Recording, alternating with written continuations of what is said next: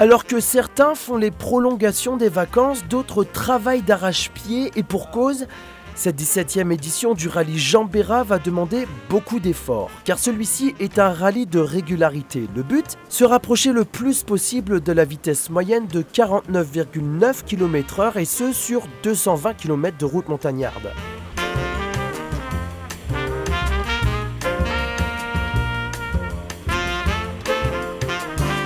Comme à son habitude, l'Automobile Club de Nice nous a concocté un cocktail de véhicules pour le moins éclectiques, d'élégantes italiennes comme ces Alfa, des anglaises qui pour le coup ont perdu leur élégance habituelle, mais bon, on est vendredi 13.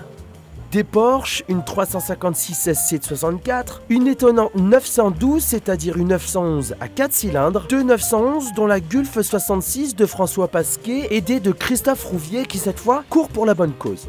Non, pas celle-ci. Voilà, merci. Nous sommes des passionnés d'automobile et on avait envie de créer un team pour faire connaître cette association Enfants et Santé. Donc l'objectif aujourd'hui, c'est simplement de faire un petit peu parler d'Enfants et Santé pour que le grand public reconnaisse cette association et permette de nous rejoindre.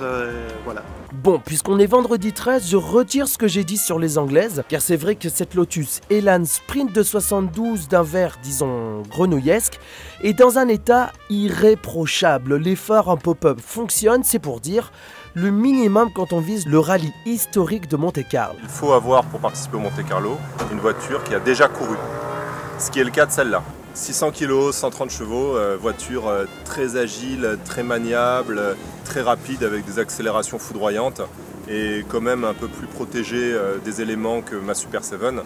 C'est surtout ma femme qui apprécie. On finit l'appel avant le départ, une toujours aussi élégante Citroën SM, enfant du mariage entre Chevron et Trident, quelques Alpina 310 et la doyenne du rallye, une Peugeot 203 de, tenez-vous bien, 45 chevaux qui, vous le verrez, va littéralement déposer une Caterham. Non, je plaisante. Allez, on est vendredi 13 septembre 2013, il est 13h13, alors top départ.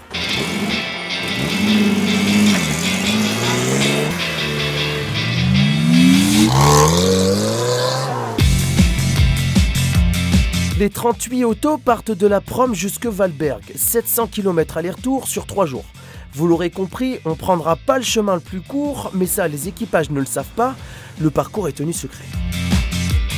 Il est 15h et au Lucéram, nous retrouvons les Titines qui ont déjà commencé à disputer la première épreuve. Direction le col de Turini.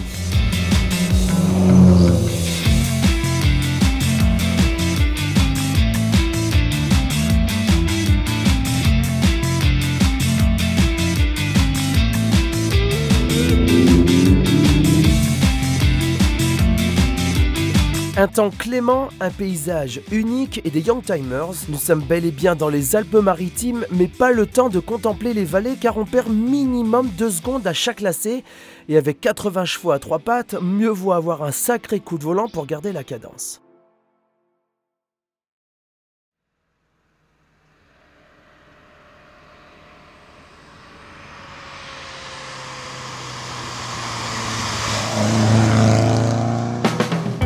Dimanche matin, c'est déjà la redescente. Nous retrouvons nos participants qui ont pris la route à l'aube, direction Nice. Malheureusement, la météo est bien automnale. Evelyne Delia nous a promis de la pluie et même du brouillard.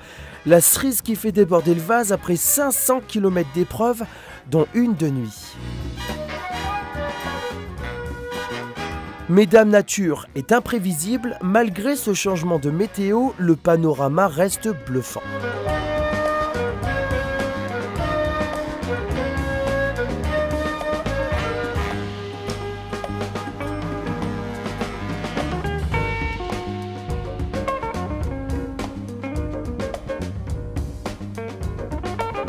À l'horizon, le Var est perceptible. Il paraît que certains sont déjà à l'arrivée, impatients de connaître les résultats.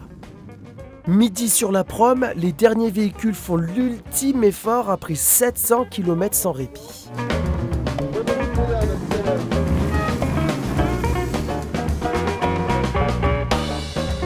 Les concurrents sont ravis, l'ambiance a été super du début à la fin.